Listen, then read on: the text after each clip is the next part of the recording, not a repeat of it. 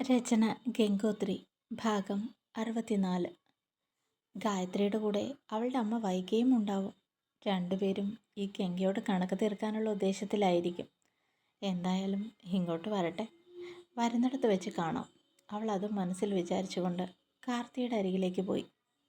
കാർത്തിയേട്ടാ, അല്പം എഴുന്നേറ്റിരിക്കാം. കാവേരി ഡ്രസ്സിങ് ചെയ്യാൻ വരുന്നുണ്ട്. മുറിവ് ഏകദേശം കരിഞ്ഞിട്ടുണ്ട്. പെട്ടെന്ന് ഉഷാറാവണ്ടേ? കാർത്തിയേട്ടാ, എനിക്കൊരു കാര്യം പറയാനുണ്ട്. ആൻറ്റിയും അങ്കിളും എന്നെ വിളിച്ചിരുന്നു. അവരുടെ സംസാരത്തിൽ നിന്ന് അവർക്ക് കാർത്തിയേട്ടൻ്റെ കൂടെ കുറച്ച് ദിവസം നിൽക്കണമെന്ന് ആഗ്രഹമുണ്ട്. അതുകൊണ്ട് ഒരു കാര്യം ചെയ്യണം. എൻ്റെ പൊന്നുമോൻ കുറച്ച് നാൾ ലീവ് എടുത്ത് അവരുടെ അരികിലേക്ക് പോകണം. ഇവിടെ ഇപ്പോൾ പ്രശ്നങ്ങളൊന്നുമില്ല. അമ്മയും അച്ചമ്മയും കൂടെ വരട്ടെ. അപ്പ ചെറിയച്ഛനെയൊക്കെ കണ്ടിട്ട് ഒത്തിരി നാളായി. കാർത്തിയേട്ടൻ അവരോടൊപ്പം ഉണ്ടെങ്കിൽ എനിക്കൊരു സമാധാനമാണ്, ഗംഗ പറഞ്ഞു. എന്നെ ഇവിടെ നിന്ന് ഓടിക്കാൻ നിനക്കെന്താ ഇത്ര താല്പര്യം? നീ ഇങ്ങനെയൊന്നും അല്ലായിരുന്നല്ലോ. പിന്നെ എനിക്കിപ്പോൾ ഒരു കുഴപ്പവുമില്ല. അതിൻ്റെ പേരിൽ നീ ടെൻഷൻ അടിക്കേണ്ട കാര്യവുമില്ല. ഉറക്കം പോവാത്തത് കൊണ്ട് ഞാൻ കുറച്ചു നേരം കൂടി കിടന്നു എന്നേ ഉള്ളൂ. വേണമെങ്കിൽ ഒരംഗത്തിന് വരെ ഞാൻ തയ്യാറാണ്. സംശയമുണ്ടെങ്കിൽ നീ എൻ്റെ അടുത്തേക്ക് വാ, കാർത്തി ബെഡിൽ എഴുന്നേറ്റിരുന്നുകൊണ്ട് പറഞ്ഞു. ഗംഗ നാണത്തോടെ മുഖം കുനിച്ചു. നിങ്ങൾക്ക് ഇതിൻ്റെ വിചാരം മാത്രമേ ഉള്ളൂ? അവൾ കൃത്രിമ ഗൗരവത്തിൽ ചോദിച്ചു. അപ്പോഴാണ് ഡോറിൽ ആരോ മുട്ടുന്നത് കേട്ടത്. എനിക്ക് അകത്തേക്ക് വരാവോ? കാവേരി പുറത്തുനിന്ന് ചോദിച്ചു. പോന്നോളൂ പോന്നോളൂ, കുട്ടി ധൈര്യമായി പോന്നോളൂ. ഇവൾ എന്നെ ഒരു രോഗിയായ പോലെയാണ് കാണുന്നത്. നീ എങ്കിലും ഒന്ന് പറഞ്ഞു കൊടുക്ക്. കാവേരി, ഇവൾക്കിപ്പോൾ എന്നെ മടുത്തെന്നാണ് തോന്നുന്നത്, കാർത്തി കാവേരിയോട് പറഞ്ഞു. അതിന് എൻ്റെ ചേട്ടൻ എന്താ അസുഖം? ഈ കരിഞ്ഞ മുറിവ് കണ്ടിട്ടാണോ? നോക്കിക്കേ, ഇനി ഡ്രസ്സിങ്ങിൻ്റെ പോലും ആവശ്യമില്ല. കാവേരി അതെല്ലാം അഴിച്ചു മാറ്റിക്കൊണ്ട് പറഞ്ഞു. ചേച്ചി ഒന്ന് വന്നേ, ഞാൻ ഒരു കാര്യം കാണിച്ചു തരാം. കാവേരി ഗംഗയുടെ കയ്യിൽ പിടിച്ചു വലിച്ചുകൊണ്ട് പുറത്തേക്ക് പോയി. വീടിൻ്റെ പുറത്തേക്കാണ് അവൾ ഗംഗയെ കൊണ്ടുപോയത്. ചേച്ചി, ഇന്നലെ എൻ്റെ കൂട്ടുകാർ വിളിച്ചിരുന്നു, ജയ്പൂരിൽ നിന്ന്. അവിടെ ജാവേദിൻ്റെ അനിയനും സംഘവും വന്നിട്ടുണ്ട്. അവിടെയുള്ള നാട്ടുകാരെയൊക്കെ പിടിച്ച് അവർ ഉപദ്രവിക്കുന്നുണ്ട്. ജാവേദിൻ്റെ സ്ഥലങ്ങൾ അവിടെ ഉണ്ടല്ലോ, കെട്ടിടങ്ങളെല്ലാം ഇടിച്ചു നിരത്തിയിരുന്നു. അവിടെ പുതിയ കെട്ടിടങ്ങൾ വെച്ച് അയാളുടെ ഭാര്യയുടെ അമ്മയെ അവിടെ വാഴിക്കാനാണ് ഉദ്ദേശം. അവിടെ ഉണ്ടായിരുന്ന പഴയ ജോലിക്കാരെയൊക്കെ അയാളുടെ കൂടെ കൂട്ടും. അല്ലെങ്കിൽ അയാൾ അവരെ ജീവിക്കാൻ സമ്മതിക്കില്ല. അവൾ പറഞ്ഞതനുസരിച്ച് ഞാൻ ചെറിയച്ഛനെ വിളിച്ചിരുന്നു. അവർ വീട്ടിലും വന്നിരുന്നു എന്ന് പറഞ്ഞു. വിഷ്ണുവേട്ടനെക്കുറിച്ച് അന്വേഷിച്ചിരുന്നു അത്രേ, കാവേരി പറഞ്ഞു. ഞാനും വിശേഷങ്ങളൊക്കെ അറിഞ്ഞിരുന്നു. ആ ഗായത്രിയും അവളുടെ അമ്മയും ഇവിടുത്തെ വല്യത്തിമാരാണ്. ഞാൻ നിങ്ങളോട് മുമ്പ് പറഞ്ഞിരുന്നില്ലേ? അപ്പ അവരെ മുംബൈയിലേക്ക് വിട്ടതാ, ഖദീജയുടെ കൂടെ. ആകെ മുങ്ങിയാൽ പിന്നെന്ത് കുളിര്. ഗായത്രിയും വൈകിയുടെയും ലക്ഷ്യം ഞങ്ങളാണ്. അതൊന്നും സാരമില്ല, നമുക്ക് വരുന്നിടത്ത് വെച്ച് കാണാം. കാർത്തിയേട്ടൻ ഇതൊന്നും അറിയാൻ പാടില്ല, ഗംഗ പറഞ്ഞു. ഗംഗ തമ്പിയെ വിളിക്കാനായി ഫോൺ എടുത്തു. അപ്പോഴേക്കും കാവേരി ശിവറാമിൻ്റെയും അച്ചമ്മയുടെയും അരികിലേക്ക് പോയി. എത്രയും പെട്ടെന്ന് അവരെ അമേരിക്കയിലേക്ക് പറഞ്ഞു വിടണം. അതായിരുന്നു ഗംഗയുടെ ആഗ്രഹം.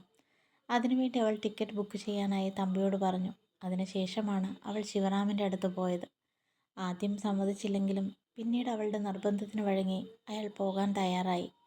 ജയ്പൂരിലെ കാര്യങ്ങൾ അറിയാനായി തമ്പിയുടെ ആളുകൾ അവിടേക്ക് പോയിരുന്നു. ജയ്പൂരിൽ നിന്ന് നെടുമ്പാശ്ശേരിയിലെത്തി ഗായത്രിയും വൈകിയും ജിബ്രാനും പുറത്തേക്ക് വന്നപ്പോൾ അവരുടെ ആളുകൾ അവിടെ കാത്തു നിൽപ്പുണ്ടായിരുന്നു. ജാവേദിനെയും അമ്മയെയും കണ്ടുപിടിക്കുക എന്നതായിരുന്നു അവരുടെ ആദ്യത്തെ ലക്ഷ്യം. തള്ളയുടെ കയ്യിൽ നിന്ന് എങ്ങനെയെങ്കിലും ഒരൊപ്പ് വാങ്ങണം. ജയ്പൂരിലെ സ്വത്തുക്കളെല്ലാം കറുത്തമ്മയുടെ പേരിലാണ്. അതിന് വേണ്ടുന്ന രേഖകളെല്ലാം അവളുടെ കയ്യിൽ ഭദ്രമായിരുന്നു. ഒപ്പ് വാങ്ങിയതിന് ശേഷം താൻ തന്നെ തള്ളയെ കൊല്ലും. എന്നിട്ട് അതും കൂടി ഗംഗയുടെ തലയിലാക്കണം. തൻ്റെ അപ്പയെ എങ്ങനെയെങ്കിലും കണ്ടുപിടിക്കണം. ജീവനോടെ ഉണ്ടോ എന്ന് പോലും അറിയില്ല. ഗായത്രി അതെല്ലാം ആലോചിച്ചുകൊണ്ട് ഒന്ന് നെടുവീർപ്പിട്ടു. എന്താണ്, എൻ്റെ പ്രിയതമ്മ വലിയ ആലോചനയിലാണല്ലോ, ജിബ്രാൻ അവളുടെ തോളിൽ തട്ടിക്കൊണ്ട് ചോദിച്ചു. ലോകം മുഴുവൻ പിടിച്ചടക്കിയ ഭാവമായിരുന്നു വൈഗയ്ക്ക്. ജയ്പൂരിൽ താൻ റാണിയായി വാഴാൻ പോകുന്നു. പറ്റിയാൽ തൻ്റെ ദാസിയായി ആ ഗംഗയെ കൊണ്ടുപോകണം. പക്ഷേ അവളെ ഗായത്രിക്ക് വേണമെന്ന വാശിയിലാണ്. കോട്ടയത്തുള്ള ഹോട്ടൽ റെഡ് പ്ലാസയിലേക്കാണ് അവരുടെ വണ്ടി പോയത്. അവളുടെ ഉള്ളിലുണ്ടായിരുന്ന പക മുഴുവൻ അവളുടെ മുഖത്ത് പ്രതിഫലിക്കുന്നുണ്ടായിരുന്നു. ഒരു പോരാളിയെപ്പോലെ ഉറച്ച കാൽവെപ്പുകളോടെ അവൾ റൂമിലേക്ക് നടന്നു. ഗംഗയെ നിരീക്ഷിക്കാനായി അവളുടെ ആളുകളെ അവൾ പാലായിലേക്ക് അയച്ചിരുന്നു. റൂമിന് വെളിയിൽ ഉറക്കെയുള്ള സംസാരം കേട്ടാണ് ഗായത്രിയും ജിബ്രാനും രാവിലെ കണ്ണുകൾ തുറന്നത്. ഒന്ന് ശ്രദ്ധിച്ചപ്പോൾ അത് അമ്മയുടെ ശബ്ദമാണെന്ന് അവൾക്ക് മനസ്സിലായി. ഈ അമ്മയെക്കൊണ്ട് തോറ്റു. എവിടെ ചെന്നാലും വഴക്കുണ്ടാക്കാനേ അറിയൂ.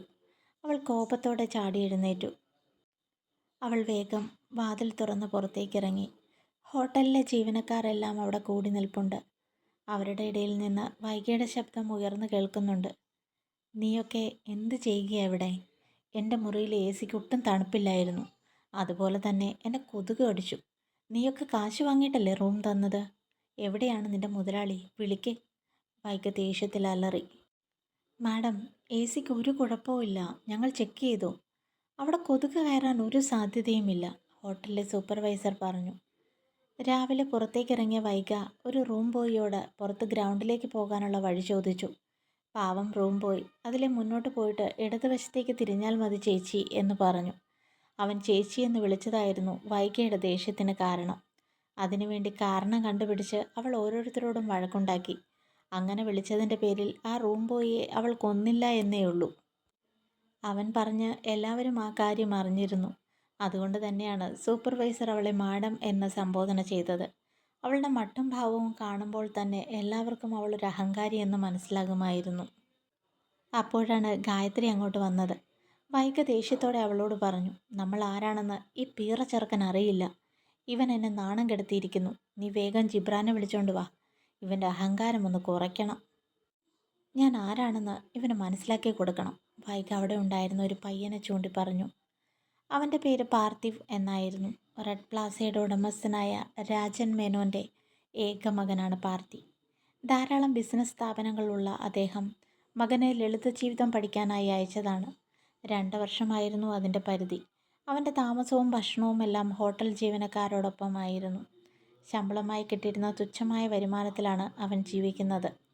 അതുകൊണ്ട് തന്നെ ആ സ്ത്രീയോട് അവന് ദേഷ്യം തോന്നിയെങ്കിലും അവനൊന്നും തന്നെ പറഞ്ഞില്ല. പക്ഷേ തൻ്റെ മകനോട് കയർക്കുന്ന ആ സ്ത്രീയെ രാജൻ മേനോൻ CCTVയിലൂടെ കാണുന്നുണ്ടായിരുന്നു. തുടരും.